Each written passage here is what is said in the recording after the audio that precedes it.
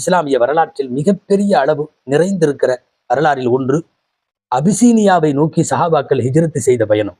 மக்காவின் துவக்க நேரம், இஸ்லாமின் ஆரம்ப நேரம், பிரச்சாரம் தடுக்கப்பட்டது, தொடுவது தடுக்கப்பட்டது, குர்ஆன் ஓதுவதும் கேட்பதும் தடுக்கப்பட்டது, மீறுவோர் அடிக்கப்பட்டார்கள், துன்புறுத்தப்பட்டார்கள். அந்த சூழலில் அநியாயங்களிலே இருந்தும் தாக்குதல்களிலே இருந்தும் தப்பித்துக் கொள்வதற்காக வேண்டி முஸ்லிம்களின் ஒரு குழு புறப்பட்டு அபிசீனியாவிற்கு போனது முதலாய் ரஜபு மாதத்தில் தான். ரஜபு என்ற உடன் அபஷாவின் ஹிஜ்ரத் எல்லாருக்கும் ஞாபகத்திற்கு வரும். அனுப்பி வைத்தது நபிகள் நாயகம் ஸல்லல்லாஹு அலைஹி வஸல்லம். இந்த ஊரிலே நீங்கள் தொழுவதற்கும் திருமறை ஓதுவதற்கும் அடிபடுகிறீர்கள், அங்கே செல்லுங்கள். அங்கே ஒரு அரசர் இருக்கிறார். அந்த அரசருக்கு அவரிடத்தில் யாருக்கும் அநீதம் செய்யப்படாது, நீதியும் நேர்மையும் குடிகொள்ளுகிற இடம் அது, போங்க என்று அனுப்பி வைத்தார்கள் நபிகள் நாயகம் ஸல்லல்லாஹு அலைஹி வஸல்லம். சிந்தனைக்குரிய ஒரு செய்தி. பாதுகாப்பு எங்கு தேவைப்படுமோ அந்த இடத்தில் நீதம் இருந்தால் மட்டும்தான் பாதுகாப்பு கிடைக்கும். இவர்களுக்கு தேவை பாதுகாப்பு.